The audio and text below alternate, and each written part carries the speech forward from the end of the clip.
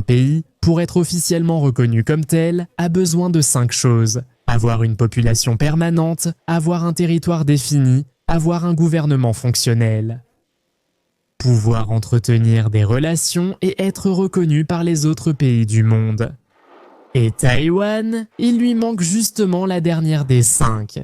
Quand on parle de Taïwan, la logique voudrait que ce soit un pays, mais en réalité, il se trouve dans une zone complètement grise. Pour des pays comme la Chine, Taïwan est une province rebelle, et pour le reste du monde, c'est un grand « je ne sais pas », mieux vaut ne pas s'en mêler.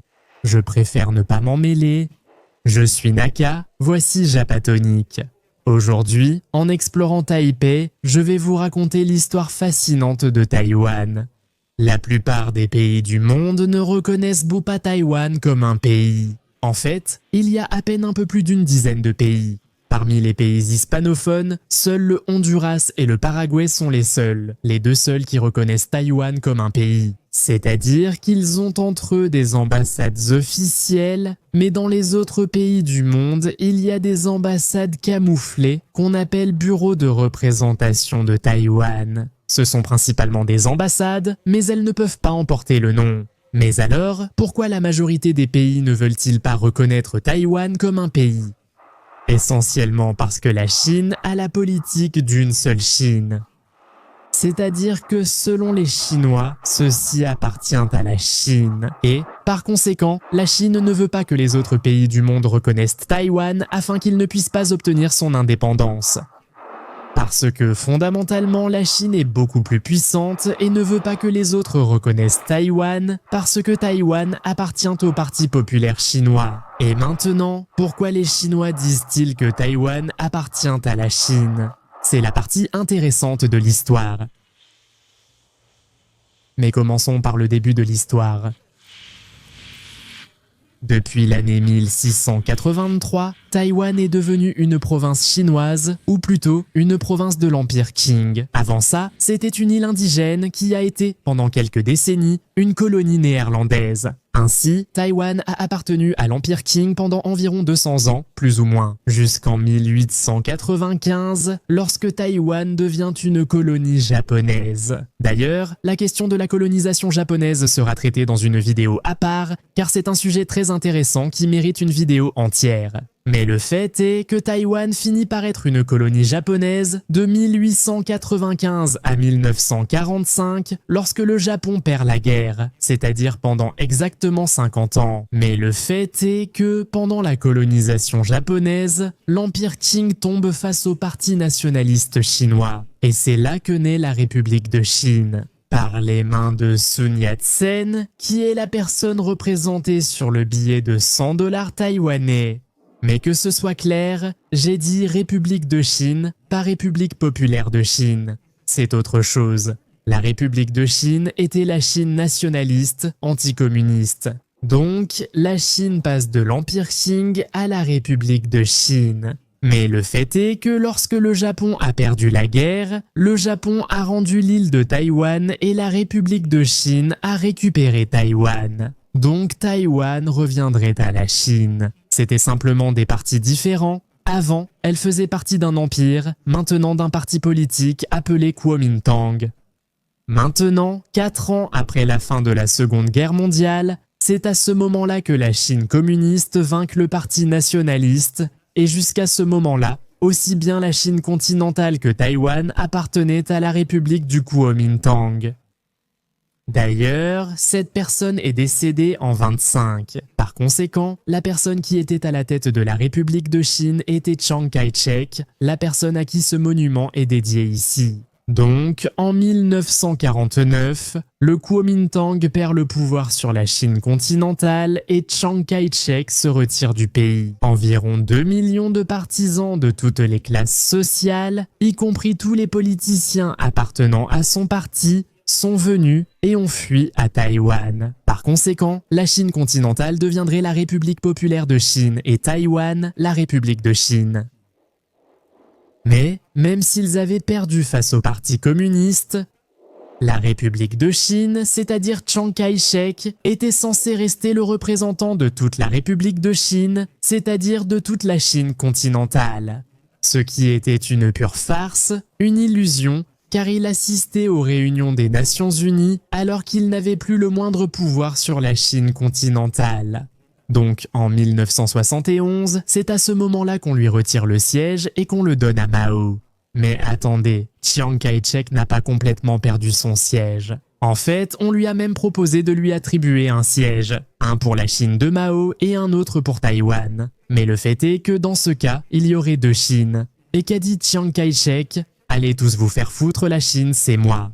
Et c'est là qu'il a perdu. Il a perdu sa chance de pouvoir être aux Nations Unies pour au moins continuer à se battre. Mais bien sûr, comme il s'est retiré de son siège, en gros, c'est à ce moment-là qu'on a discuté de qui était la vraie Chine. Et le fait est que, comme Taïwan n'était pas présent, en gros, officiellement, on respectait les paroles de Mao. C'est une question compliquée et aussi une curiosité. Par exemple, c'est mon ami Christian, qui est guide, qui me l'a raconté, et Civitatis nous a permis de faire la visite d'aujourd'hui. Christian, depuis combien de temps es-tu à Taïwan ? 14 ans. 40 ans. Et la vérité, c'est que sans son aide, la vidéo, j'avais déjà les informations, mais il m'a corrigé plusieurs choses dont j'ai parlé. Il en sait beaucoup. Bon, mais j'ai quand même dû beaucoup étudier. De toute façon, si vous faites une visite avec Civitatis en espagnol, ce sera seulement son agence qui sera derrière. Donc, dans la description, vous avez le lien au cas où vous voudriez faire une visite à Taipei ou ailleurs. Ils ont plusieurs options. Nos amis gèrent tout ce qui touche à l'espagnol. En gros, lorsque Mao a pris le siège de la Chine aux Nations Unies, c'est là qu'il a été décidé que Mao représenterait la Chine. Et qu'est-ce qui arriverait à Taïwan ? Il fallait voter pour savoir si Taïwan appartenait à la Chine ou non. C'est alors que Chiang Kai-shek est parti et il n'a jamais été officiellement voté si Taïwan appartenait à la Chine continentale. Regardez, il y a une photo de Chiang Kai-shek avec Roosevelt, Churchill et sa femme. C'était un parti nationaliste et capitaliste, donc proche des Alliés, mais il a perdu face aux communistes. Et c'était aussi l'une des raisons pour lesquelles Chiang Kai-shek a pu continuer à représenter la Chine après la Seconde Guerre mondiale. Parce que, fondamentalement, la majorité des pays des Nations Unies voulaient en soutenir le capitalisme. Mais bon, justement comme je le disais, c'était une pure fantaisie, et il a bien fallu donner sa place à Mao. Maintenant, quand le Japon a perdu, le Japon devait simplement remettre ses papiers de reddition, rien de plus. Et qu'ont fait les Alliés ? Ils ont dit à Chiang Kai-shek, le représentant de la République de Chine, d'aller recevoir la reddition. Et il a envoyé ses gens pour recevoir la reddition. Mais dans les documents du Japon, il n'était pas précisé à qui Taïwan était remis. Par conséquent, Chiang Kai-shek, le Kuomintang, était à Taïwan. Ils ont accepté la reddition, donc ils disent « ceci est à moi », mais officiellement il n'y avait pas de document qui disait « a-t-il remis Taïwan à la République de Chine ?»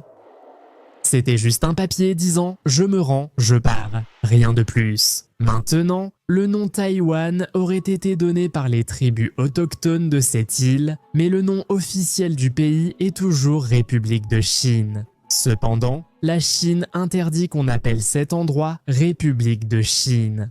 Par conséquent, dans tout ce qui concerne la politique intérieure et l'utilisation de l'expression République de Chine, il ne faut pas l'utiliser. Il est donc désormais connu comme Taïwan dans tous les sens légaux, en gros, mais le pays s'appelle en réalité République de Chine. Maintenant, quand je suis venu il y a 2 ans, pour la première fois de ma vie, j'ai utilisé une carte électronique. Et franchement, c'était très mauvais. J'ai dit, l'internet de ce pays est très mauvais. En plus, le service était cher car facturé à la journée et limité. Et depuis, j'ai gardé un petit traumatisme des cartes électroniques. Din Tai Fung, qui serait en gros le restaurant le plus célèbre de Taïwan, de tout Taïwan, au moins à l'international. Et donc, ce restaurant a été fondé par des gens venus avec Chiang Kai-shek. La spécialité du restaurant, ce sont les raviolis Xiaolongbao. Xiaolongbao signifie petit sac du dragon. Petit sac du dragon, on va en manger, attention à ne pas se brûler. Dans le quartier chinois de Yokohama, il y a des shorondpos qui sont tout aussi délicieux. J'aime bien, mais je ne sais pas pourquoi, je ne m'attendais pas à autant. Parce que lors de mon précédent voyage à Taïwan, j'ai vu que la nourriture taïwanaise n'est pas aussi épicée qu'au Japon. Au Japon, on a la mauvaise habitude d'assaisonner beaucoup. Et ça fait que la nourriture taïwanaise a peu de goût, mais je pense que c'est la faute de la gastronomie japonaise. Mais c'est vraiment délicieux. Les Taïwanais disent souvent que ce lieu est trop touristique et qu'il faut faire la queue, car on peut trouver ce plat dans n'importe quel restaurant.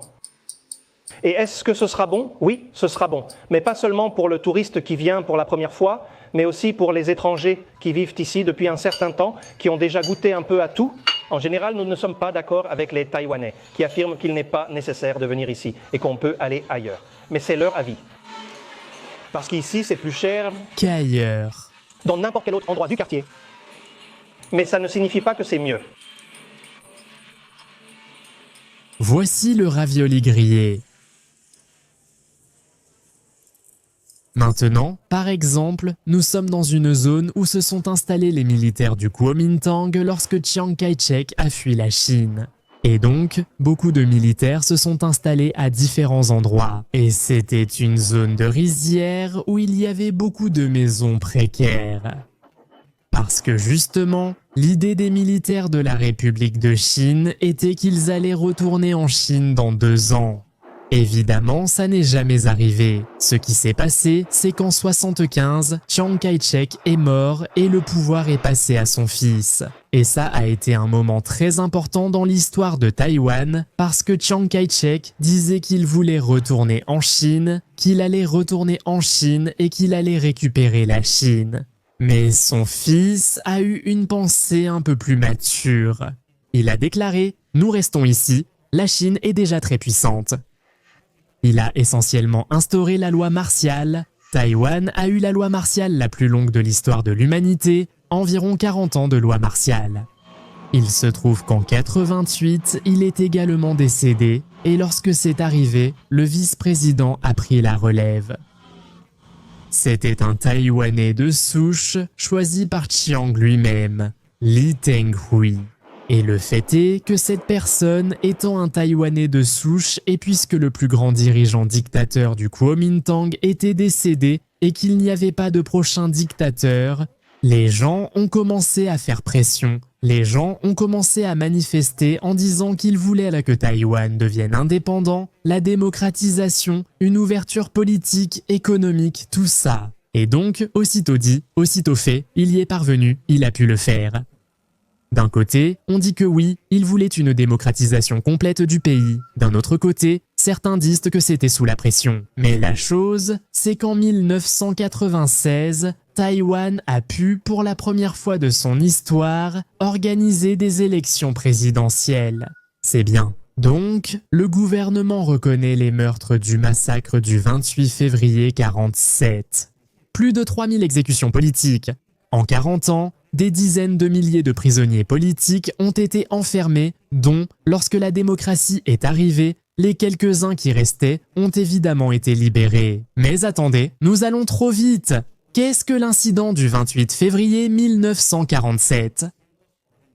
À cette date, il s'est passé que Taïwan était sous un mandat de corruption. Les gens étaient mécontents du nouveau gouvernement de la République de Chine. Et ce jour-là, le 28 février 1947, il y avait une vieille femme qui vendait des cigarettes de contrebande. Et les militaires de Chiang Kai-shek, apparemment pour une réclamation injustifiée, lui ont confisqué ses cigarettes. La vieille femme a protesté et en retour, elle a reçu un coup de crosse de fusil.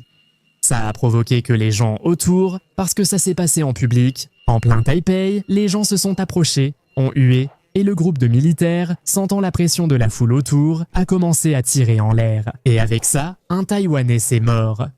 Ça a provoqué que des gens se rendent au commissariat pour protester, qu'ils mettent le feu au commissariat, et tout ça s'est terminé avec 30 000 morts. Tout ça parce qu'on a confisqué les cigarettes d'une dame qui vendait des cigarettes de contrebande. Et c'est un événement dont on se souvient encore aujourd'hui. Et donc c'est essentiellement pour ça qu'ils ont instauré la loi martiale. Ainsi, Taïwan allait connaître quelques décennies de corruption, de mauvaise gestion et de répression militaire.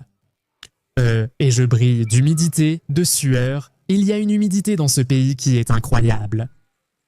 Mais bon, la vision chinoise de Taïwan, c'est que Taïwan est un méchant politique, que ce sont des séparatistes et tout ça. Et pour tout ce qu'on vient de raconter, c'est la raison pour laquelle Taïwan ne peut pas devenir indépendant. Mais malgré tout, les États-Unis sont l'un des meilleurs alliés du pays, puisque les États-Unis tendent la main à la Chine. Ainsi, mais sous la table, ils serrent fermement la main de Taïwan. Parce que, bien sûr, nous l'avons déjà dit, pourquoi les États-Unis ne peuvent-ils pas dire aussi ouvertement qu'ils acceptent Taïwan comme un pays? Mais fondamentalement, officiellement, les États-Unis ont déjà promis à Taïwan qu'ils défendraient l'île au cas où la Chine l'attaquerait. Car évidemment, les systèmes politiques des États-Unis et de la Chine ne s'accordent pas. De la même manière, le Japon est l'un de leurs meilleurs alliés politiques, militaires et économiques, même si ironiquement Taïwan et la Chine sont aussi comme des alliés économiques. C'est-à-dire, c'est inévitable. Pour des raisons évidentes, Taïwan a vraiment besoin des productions chinoises pour beaucoup de choses, comme tout le monde a besoin de choses venant de Chine, et la Chine a besoin de Taïwan. Ce que Taïwan fait de mieux, ce sont les microconducteurs, c'est-à-dire les microprocesseurs. En gros, Taïwan détient 54% du marché mondial des microprocesseurs. C'est le plus grand et le meilleur producteur de microprocesseurs au monde. Et c'est l'une des bonnes choses que le Kuomintang a faites, investir dans le développement technologique. En réalité, personne ne peut faire ce que fait Taïwan actuellement. On se dit, la Chine, si avancée technologiquement, pourrait faire comme Taïwan pour ne pas dépendre d'eux. Ce n'est pas si facile, parce que les décennies que les Taïwanais ont passées à développer des microprocesseurs ne peuvent pas. Dans cette course, personne ne peut les rattraper. Pour vous donner une idée, les nœuds, ou appelons-les transistors ou conducteurs, des microprocesseurs taïwanais mesurent 2 nanomètres. Et pour vous donner une idée, un cheveu humain mesure 100 000 nanomètres. Autrement dit, ils sont complètement invisibles à l'œil nu. Et le seul pays qui a plus ou moins réussi à s'en approcher un peu, je crois que c'est la Corée, mais c'était soit 50% plus grand, soit 2 fois plus grand. Et ils n'ont ni l'efficacité ni la performance des microprocesseurs taïwanais. C'est-à-dire, il est tout simplement impossible de dire « bon, faisons-le nous-mêmes » parce que ce n'est pas si facile. Il faudrait des années de développement et de recherche pour pouvoir l'imiter. Mais bon, le fait est que la Chine n'autorisera jamais l'indépendance de Taïwan à cause de sa politique d'une seule Chine. C'est pourquoi ils augmentent également les exercices militaires autour de l'île. Mais bon, Taïwan est aussi assez armé. Ils ont le soutien des États-Unis, mais en réalité, on ignore quand la Chine pourrait envahir. Et il y a une grande peur que ça arrive à court terme, dans quelques années. Eh bien, j'espère que ce contenu vous a intéressé, mais le prochain sera beaucoup plus intéressant, du moins selon mes goûts personnels, concernant la relation avec la Chine et le Japon. Aussi, rejoignez les membres pour voir aussi des vidéos sur Taïwan, et de certaines choses rouges que justement aujourd'hui nous allons découvrir. On se retrouve ici. Salut à toi, ta famille, ton animal et ton voisin chiant. Le cas Carignosa est clos, réservé aux membres, et on peut monétiser les vidéos ici.